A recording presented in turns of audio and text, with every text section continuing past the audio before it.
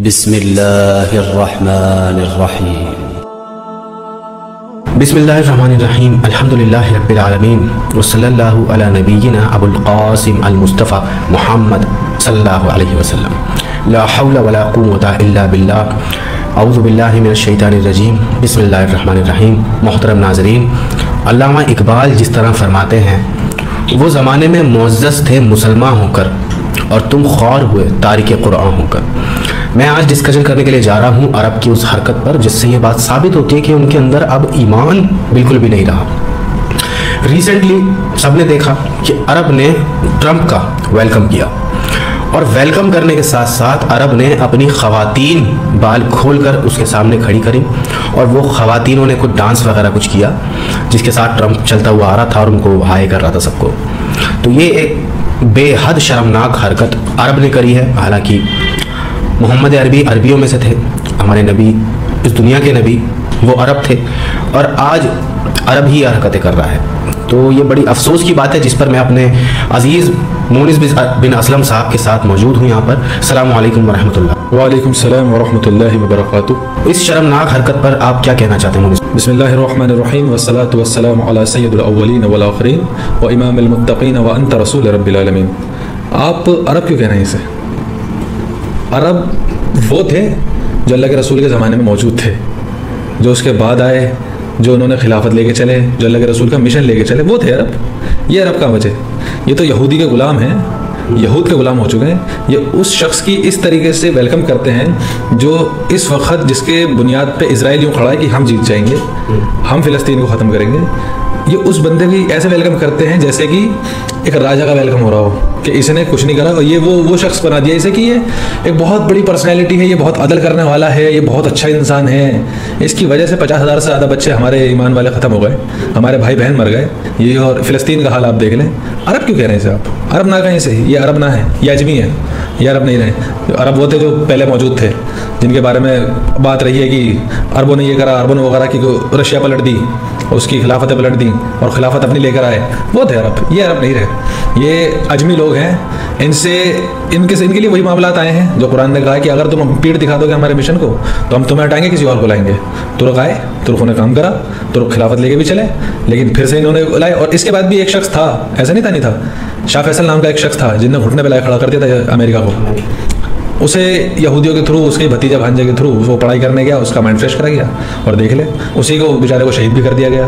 वो था, इन्हें पता लग गया था कि अगर ये कौम अब भी इस तरीके की जिदारी रखती है कि पूरे अरब को नहीं पूरे दुनिया को घुटने पे लाने की ताकत रखती है तो इनके अंदर फहाशी घुसेड़ी जाए।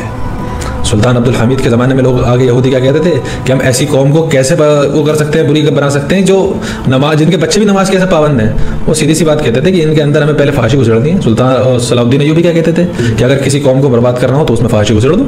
और देख लीजिए इस्लाम में बाल किस औरत को दिखाना जायज़ आया है, उसके बावजूद ये दिखाना चाह रहा है कि मैं अब अरब नहीं हूँ, मुझे बस एक लिबास मिला हुआ है और एक वो राजा का पौधा मिला हुआ है कि हम अरब हैं, लेकिन मैं अरब नहीं हूँ। ये कहना चाह रहा हूँ साहब। सलमान जो है, ये जो राजा बन के बैठा है, ये मुसलमान अब अल्लाह बेहतर जाने, हम ये तो नहीं कह सकते काफिर है, लेकिन हरकत तो काफिर वाले हो चुकी हैं। इनका अब अल्लाह ही मालिक है, क्या कहा जाए इसके लोगों के लिए। अच्छा, एक बात और है जो मैं रिमाइंडर कराना चाहता हूँ, पॉइंट टू बी नोटेड। अगर अरब ये ऑफ़र करता कि हमें दिल्ली से, उत्तर प्रदेश से, हिमाचल प्रदेश से 19 और 20 साल की लड़कियां चाहिए, हम उनका टिकट भेजेंगे जाने और आने का जद्दा, यहाँ ट्रंप आ रहे हैं, ट्रंप का इस्तकबाल करना है, बालों में रिबाउंडिंग करानी है और उसके इस्तकबाल में खड़ा होना है, जब वो आए तो डांस करना है, तो क्या दिल्ली से 200 या 2000 लड़कियाँ नहीं जाती? क्या यूपी से आयशा, सोफिया और XYZ ये नाम की लड़कियां जो मुस्लिम जैसी दिखती हैं, जो नमाज़ पढ़ने की भी बातें करती हैं, जो सलाम वालेकुम वालेकुम अस्सलाम ये सब करती हैं, क्या ये नहीं जाती? बिल्कुल जाती। मैं कहता हूं कि आपको अपना सवाल का जवाब मिल चुका है। वो इस तरह कि ठीक है, हम अरब को दोष देते हैं, अरब के अंदर अब पूरी तरह से फहाशी और बेहयाई घुस चुकी है, लेकिन क्या हमारे अंदर शर्म और गैरत नाम की कोई चीज़ है? कि आप खुद सोचें कि अगर अरब ये ऑफ़र देता है तो दिल्ली से 200 या 2000 लड़कियां अरब पहुंचेंगी, ये 200% ट्रुथ है। तो क्या उनके बाप, भाई, बेटे ये डयूस क्यों गए? तो पता ये चलता है कि कमी अरबों में नहीं, कमी हमारे अंदर है, पूरी यूनाइटेड मुस्लिम उम्मत के अंदर, जिसकी वजह से हम बहुत बुरे हाल से गुजर रहे हैं। फ़िलिस्तीन में लाखों की तादाद में मुसलमान मर चुका है, अरब को कोई फ़र्क नहीं पड़ता, मिस्र को कोई फ़र्क नहीं पड़ता, इजिप्ट को कोई फ़र्क नहीं पड़ता, आसपास के जितने भी मुस्लिम ममालिक हैं किसी को कोई फ़र्क नहीं पड़ता, क्योंकि उन्होंने अपने ईमान को स्टेक पे लगा दिया, बेच दिया, ट्रकों पर, चंद ट्रकों पर बेच दिया। तो मैं ये रिज़ल्ट निकालता हूँ एज अ स्कॉलर कि कमी सिर्फ अरब की नहीं है, कमी हमारी भी है। इवन मुसनद लिल हाकिम की एक हदीस के अंदर आता है कि दज्जाल के फितने में सबसे पहले और सबसे ज़्यादा तादाद में औरतें होंगी, मुस्लिम औरतें। यहाँ तक कि एक मोमिन मर्द अपनी बीवी को बांध देगा अपने घर में, उसको एक खौफ होगा कि कहीं जाके दज्जाल से ना मिल जाए। और इसी के जवाब में मैं आपसे कहता हूँ, अगर दिल्ली के अंदर ये ऑफ़र आता कि मोहम्मद बिन सलमान सऊदी अरब का प्रेसिडेंट जो है, अगर वो ऑफ़र करता कि हमें दिल्ली से 10 या 100 या 2000 मुस्लिम लड़कियां चाहिए जो अपने बालों पे रिबाउंडिंग कराएं और ट्रम्प का वेलकम करें, तो क्या नहीं जाती ना। तो इससे पता ये चलता है कि बेशरम हम है, पूरी मुसलमान उम्मत है, हम सब बेशरम हैं। और उसके साथ साथ ये भी तो देखें ना कि जो इतना बड़ा मसला चल रहा है, उसी शख्स को बुला के उसकी दावत करना, ये किस मुस्लिम कम्युनिटी का हाल है कि फ़िलिस्तीन के बच्चे मर गए, उनकी रोने चिल्लाने की दहाड़े वो अल्लाह को इस तरीके से पुकारते हैं कि हमारा दिल फट जाता है जब हमारे सामने वीडियोस आती हैं। और ये उसको बुला के दावत देता है और साथ में फ़्लाइट देता है, एक प्लेन देता है गिफ्ट के तौर पर, करोड़ों रुपए का। इसके मुँह से अब तक एक बार भी ऐसे नहीं निकला कि फ़िलिस्तीन के लिए हम खड़े हो रहे हैं। अब इवन अभी चाइना ने जो ड्रॉप्स वगैरह है ना, वो चाइना ने फेंके ऊपर से जाके, वो जैसा भी है उसने बुराइयां करी पिछले कुछ सालों में, उसने हरकतबाजी करी है, लेकिन उसके अंदर इंसानियत तो आ गई। इंसानियत का उसने एक नमूना तो पेश कर दिया। इसने क्या करा, इसने दिखाया ना कि मैं यहूदी की औलाद हूँ। इनकी वालदा मोहम्मद सलमान कौन है, लोगों में बात मशहूर है यहूदन है। अब यहूदियों ने जो काम करना था वो तो कर दिया ना, उन्होंने तो घुसड़ दिया। और ये सारे मामला जो चल रहे हैं, इसमें बहुत बड़े हाथ हमारे मुस्लिम कम्युनिटी का वाकई है। हम लोगों ने दीन इस्लाम को कब्र के पीछे, पीठ के पीछे फेंका है, और जो वाकई असल है कि हमने जो दीन को पढ़ना या सीखना बंद कर दिया है। लोग ये समझते हैं कि 5 वक्त की नमाज़ पढ़ लेता हूँ, बहुत ही ज़्यादा क्या करूँगा, रोज़े रख लूँगा जब रमज़ान आएंगे तो। और बहुत से आजकल हमारे मुसलमान हैं, आप यकीन जाने अभी 2-3 महीने पहले रमज़ान गए, तादाद देख लें आप जाके, मुश्किल से 4 सफ़े भर रही हैं, और कोई बड़ी मस्जिद होगी तो 10 सफ़े भर रही हैं, बाकी कहाँ गए। तो बात तो वही है ना कि पूरी मुस्लिम उम्मत में खराबी आ चुकी है। अल्लाह के रसूल की हदीस है कि एक वक्त आएगा कि मुसलमान की तादाद बहुत ज़्यादा होगी, लेकिन मानी ऐसे होंगे जैसे पानी के ऊपर झाग होता है। तो वही वक्त है, 2 बिलियन से ज़्यादा पॉपुलेशन है, लेकिन हालात क्या हैं, झाग जैसे हैं, फूक पे मार दो तोड़ जाएंगे, ये हालात हैं। अब लोग ये समझते हैं कि एक बहुत दीनदार, या मैं कहता हूँ नॉन मुस्लिम ये समझते हैं कि असल मुसलमान वो हैं। ये मेरे एक तो समझ नहीं आता उनके पास कौन सा लॉजिक आ गया। अच्छा चलो ऐसी बात है, तो आज से 200 साल पहले जो असल मुसलमान थे वो क्या गलत थे? वो क्या अपनी औरतों के बाल छुपा रहे थे अरब के? फिर अल्लाह के रसूल के ज़माने में जो अरब थे वो क्या अपनी औरतों के बाल छुपा रहे थे? अगर ये मुसलमान असल हैं अरब वाले, तो उस ज़माने के क्या थे? उन्होंने क्या दीन का नमूना पेश नहीं करा? उन्होंने जिहाद करके नहीं दिखाया क्या? उन्होंने अदल करके नहीं दिखाया क्या? एक वाक़या है हज़रत उमर इब्न खत्ताब का कि एक औरत के सामने एक शख्स आया रात में, तो उन्होंने कहा या तो उमर मर चुका है या तू उमर है। यानी इतना कॉन्फिडेंस था कि अगर उमर इब्न खत्ताब है तो कोई रात में ऐसा घूम नहीं सकता, या फिर तो तू ही उमर है। ये अदल करके दिखाने वाले कौन शख्सियत थी? मुसलमान थे, मोमिन थे। लेकिन आजकल के दौर के हमारे जो हिंदुइज्म के जो दोस्त यार भाईचारे हैं वो सारे ये कहते हैं कि ये मुसलमान थोड़ी हैं, असल जल रहे हैं, और जो वो असल जो है वो खुश हो रहे हैं, और जो यहाँ जो गलत जो कन्वर्ट हुए हैं वो जल रहे हैं इस चीज़ से। असल वो है देखो खुश हो रहे हैं, डोनाल्ड ट्रंप का जो इस्तकबाल कर रहे हैं बहुत अच्छा कर रहे हैं, और बात ये सारी कर रहे हैं कि ये है असल मुसलमान। देखो उसने क्या करा, देखो जद्दे में वो भी खुलवा दिया, सिनेमा हॉल खुल गया, ये असल काम कर रहे हैं। दारू अलाउड कर दी, मतलब जो तुम्हारे पास पहले से अलाउड था और जो पिछले मुसलमान ने नहीं करा, जो इसने कर दिया तो ये असल मुसलमान है। और जो पिछले मुसलमान जो ये नहीं कर रहे थे वो गलत मुसलमान थे। जो आज का मुसलमान हिंदुस्तान पाकिस्तान का जो इसका डिनाई करता है वो गलत है। ये कौन सा लॉजिक कहाँ से लेकर आए, हमारे तो समझ से परे है। मेरी औरतों से दरख्वास्त है, क्योंकि इस केस में कि अरब ने वेलकम किया है करोड़ों मुसलमान के कातिल का, ट्रंप का, और जिसमें मुसलमान औरतें बाल खोल करके उसका इस्तकबाल कर रही हैं, तो मेरी औरतों से गुजारिश है कि आप शायद अब अपने वालिद की, अपने बाप की, अपने भाई की, अपने शौहर की बात नहीं मानती। वो ये कहता हुआ आपको बुरा लगता है कि बाल ढको, चेहरा ढको, और किसी भी मर्द से डायरेक्टली नरम लहजे में बात ना करो, तो शायद वो आपको बुरा लगता है। लेकिन मैं आपसे कहता हूँ कि आप कुरान पढ़ो। कुरान में अल्लाह रब्बुल इज़्ज़त फरमाता है, मुस्लिम औरतों से अल्लाह ताला बात करता है। अल्लाह ताला फरमाता है कि तुम आम औरतों की तरह आम औरतें नहीं हो।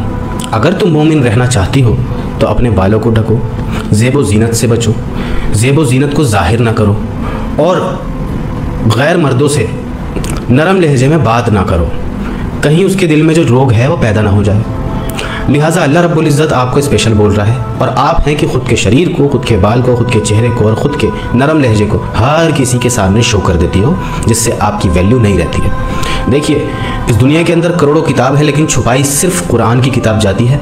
गलाफ में सिर्फ कुरान को लपेटा जाता है। इस दुनिया में करोड़ों धातु हैं, इवन सोना भी गलाफ में नहीं होता, सिर्फ हीरा होता है जिसको मखमल के कपड़े में छुपाया जाता है।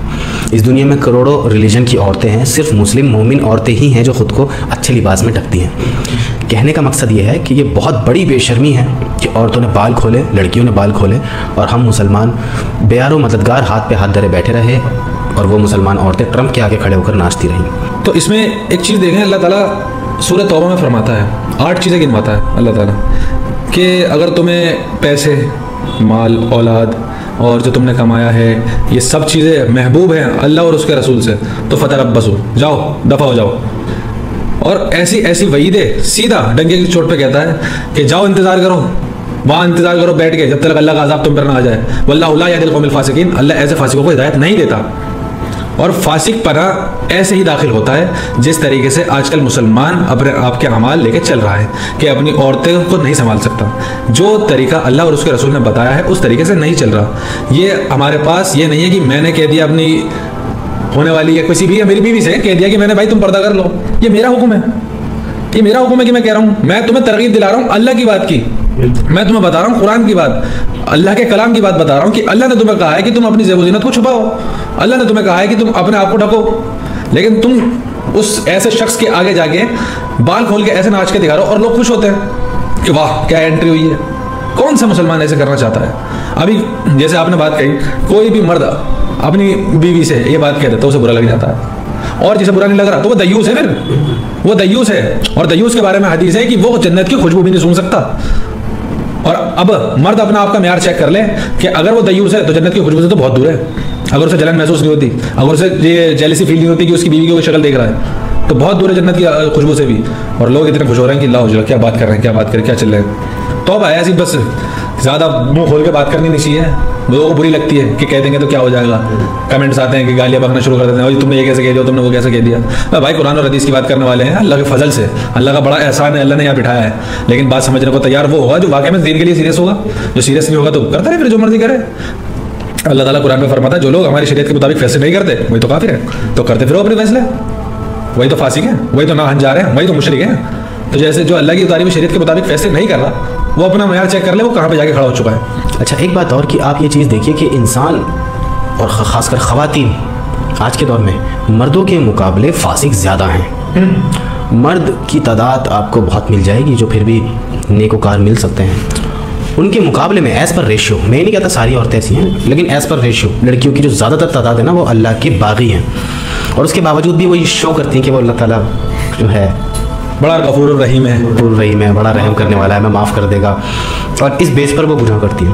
हज़रत अली का कौल है कि इस दुनिया का सबसे बेवकूफ़ इंसान वो है जो अल्लाह की रहमत के तहत गुनाह करता है। अल्लाह बड़ा रहीम है ये कहकर मेकअप करना और शादियों में जाना हराम है, बिल्कुल आप बर्बाद हो चुकी हो। लिहाजा अल्लाह बड़ा डड है, किसी का रिश्तेदार नहीं है। जिसने गलती करी ये सोच कर कि अल्लाह बड़ा गफूर रहीम है, माफ़ कर देगा, उसको कोई माफ़ी नहीं मिलेगी। मेरे हिसाब से तो वो ईमान के दर्जे से खत्म हो गया, ईमान के दर्जे से भी नीचे है, वो क़यामत के दिन उससे निपटा जाएगा। सुब्हान रब्बिका रब्बिल इज़्ज़ति अम्मा यसिफून व सलामुन अलल मुरसलीन वल्हम्दुलिल्लाहि रब्बिल आलमीन।